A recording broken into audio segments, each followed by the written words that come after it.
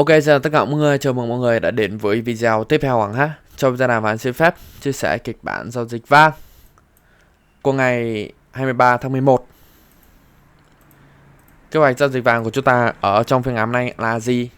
Xu hướng chính mà giá vàng sẽ di chuyển nhiều nhất ở trong ngày hôm nay ra sao? Các nhà của Hoàng đi sâu và phân tích biểu đồ giá vàng ở trên ngày để chúng ta có một kế hoạch giao dịch hiệu quả nhất đối với vàng ở trong ngày hôm nay cả nhà nhé. Hiện tại thì Hoàng đã bật biểu đồ giá vàng ở trên cung H1.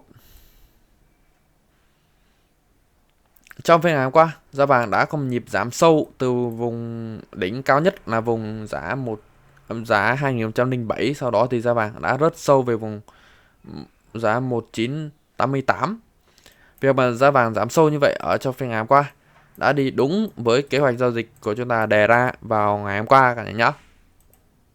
Vào ngày hôm qua thì Hoàng cho cả nhà một cái kèo sell vàng.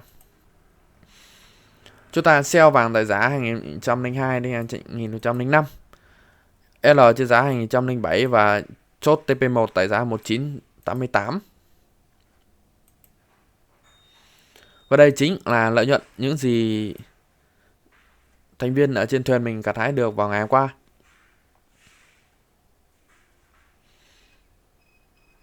Rồi.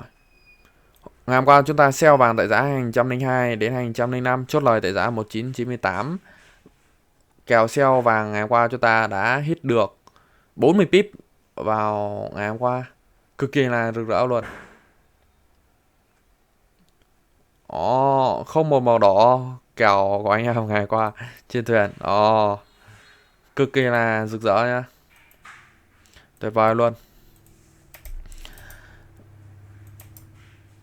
Tiếp nối việc giao dịch thắng lợi to lớn như vậy của chúng ta ở trong ngày hôm qua thì giá vàng ngày hôm nay sẽ di chuyển ra sao? Cả nhà cùng Hoàng điểm qua xem trong ngày hôm nay có tin gì mạnh ảnh hưởng đến đồng đô, tác động đến giá vàng ở trong ngày hôm nay hay không cả nhà nhé. Hiện tại thì Hoàng đã bật biểu đồ tin tức của đồng đô ở trong ngày hôm nay. Trong ngày hôm nay thì chúng ta sẽ không có tin gì mạnh ảnh hưởng đến thị trường. Tuy nhiên thì sang ngày mai là phiên thứ 6, phiên đóng đến tuần, vào 9 giờ 45 tối thì chúng ta sẽ đón bộ hai tin PMI bao gồm tin PMI sản xuất và tin PMI dịch vụ. Trong đó thì tin PMI dịch vụ sẽ quan trọng nhất vào tin ngày hôm qua, vào ngày mai. Còn tin vào đêm ngày hôm nay thì chúng ta không có tin gì mạnh. Không có tin gì mạnh không đồng nghĩa với việc mà giá vàng sẽ không di chuyển mạnh. Ngày hôm nay sẽ là một ngày cực kỳ khó đánh luôn. Nên cả nhà chú ý giao dịch cho Hoàng về ở trong ngày hôm nay nhé. Ngày hôm nay hơi khó đánh một chút. Chúng ta điểm qua bên quỹ FPTR. Hiện tại quỹ đang ở cái vùng giá nào? Hiện tại thì Hoàng đã bật biểu đồ giao dịch của quỹ FPTR ở trong khối lượng giao dịch của quỹ FPTR trong những phiên gần đây. Vào ngày hôm qua, quỹ FPTR đã có một giảm sâu. Nguyên do chính là bởi vì phiên trước đó của quỹ FPTR đã tạo cho chúng ta một cái nến đảo chiều như vậy. Hiện tại thì quỹ FPTR đang chạm vào vùng hỗ trợ cứng tại mốc giá 183 đô. Và đang có một nhịp rút râu nhẹ. Điều đặc biệt đã được tạo ra đối với quỹ FPTR ở trên cung H4 rằng quỹ FPTR đang tạo cho chúng ta một cây nến đảo chiều ở đây. Tiếp tục chúng ta có một cây nến đảo chiều đánh về phần mô hình nến.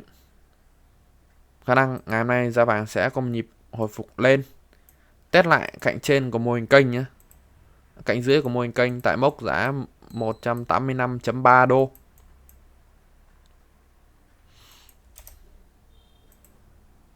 Đây là chúng ta đánh về phần mô hình nến của chỉ số của quỹ FPTR rằng ngày hôm nay chúng ta sẽ canh buy vàng lên.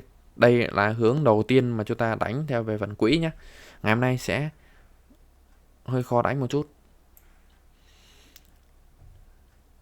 Sở dĩ Hoàng bảo ngày hôm nay khó đánh bởi vì chia sẻ với cả nhà rằng bên quỹ FPTR về phần mô hình nến rằng là chúng ta sẽ canh buy vàng lên.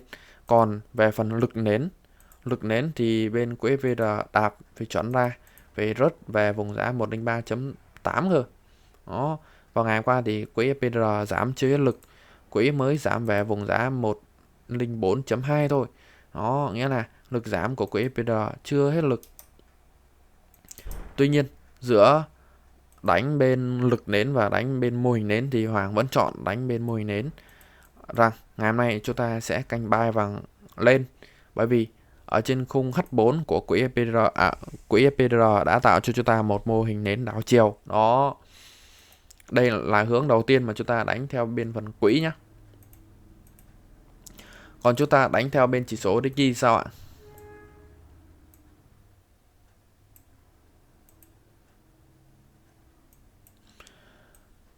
Hiện tại thì chỉ số Nikkei đang nằm dưới cái đường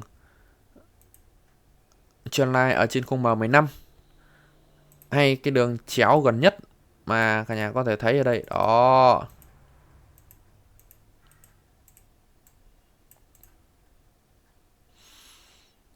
ngay từ đầu phiên Á thì quỹ FPR thì chỉ số Nikkei đã có nhịp giảm xuống bởi cái đường trendline trên khung M15 này, và chỉ số Nikkei đang có một nhịp quay trở về test lại cái cạnh cái đường trendline ở trên khung H4. Đó, một dấu hiệu rất là xấu đối với giá vàng nhỉ. Nếu mà chỉ số Nikkei này còn bật tăng mạnh hơn nữa thì giá vàng sẽ có nhịp giảm ở trong ngày hôm nay.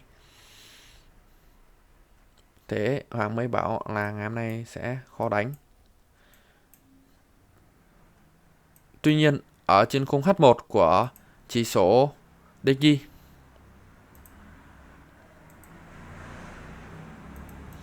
chỉ số Nikkei đã tạo cho ta một cái mô hình kênh ở đây,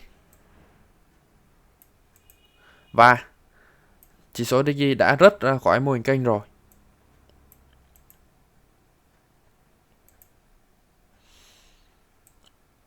Có hai điều mà chỉ số Nikkei có thể di chuyển ở trong ngày hôm nay, là chỉ số Nikkei sẽ có một nhịp giảm xuống rất là sâu, hoặc chỉ số Nikkei sẽ có một nhịp quay vòng lên, chạm vào cái cạnh test lại cái đường trendline ở trên khung H4 như vậy. Theo quan điểm của Hoàng về chỉ số Nikkei ngày hôm nay thì chỉ số Nikkei sẽ có một nhịp rất sâu xuống, ít nhất là vượt qua cái đáy cũ giá 102.8. Đó,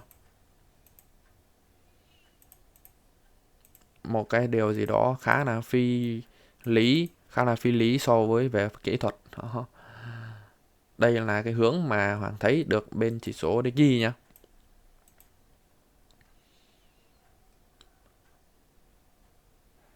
Tổng kết lại đối với giá vàng ngày hôm nay,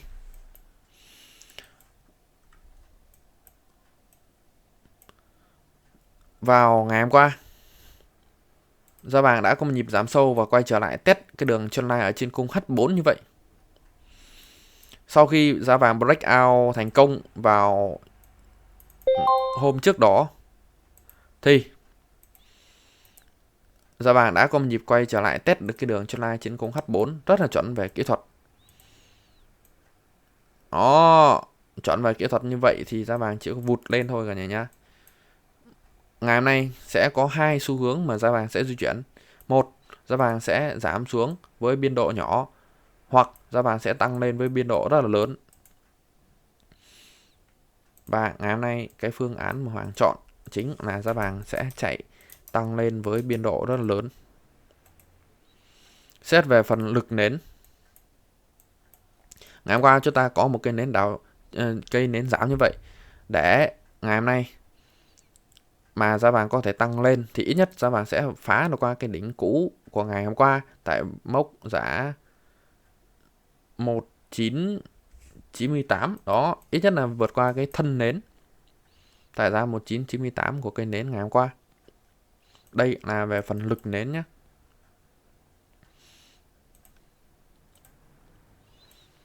Tổng kết lại kế hoạch giao dịch vàng của chúng ta ở trong ngày hôm nay như sau.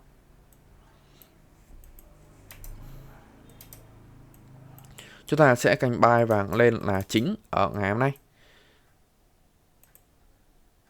Tất nhiên nó sẽ có phần mạo hiểm.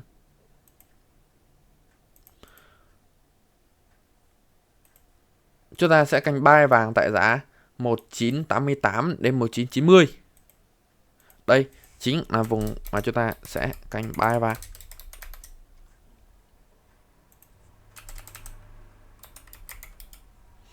Buy vàng tại giá 1988 đến 1990. Và chúng ta sẽ chốt lời tại vùng. Đây chính là vùng TP của nhà mình ở trong ngày hôm nay. Chúng ta sẽ chốt lời vàng tại giá 2105 và TP2 tại giá 2107. Xu hướng chính mà chúng ta sẽ giao dịch vàng ở trong ngày hôm nay, chúng ta sẽ canh buy vàng lên. Hy vọng cái kế hoạch giao dịch này sẽ giúp ích được cả nhà ở trong quá trình đầu tư. Nếu mà mọi người muốn tham gia vào nhóm VIP hay nhóm cộng đồng, mọi người ấn vào đường link ở phần giới thiệu của video này cả nhà nhé. Cảm ơn mọi người đã xem video. Bye bye cả nhà. Bye bye.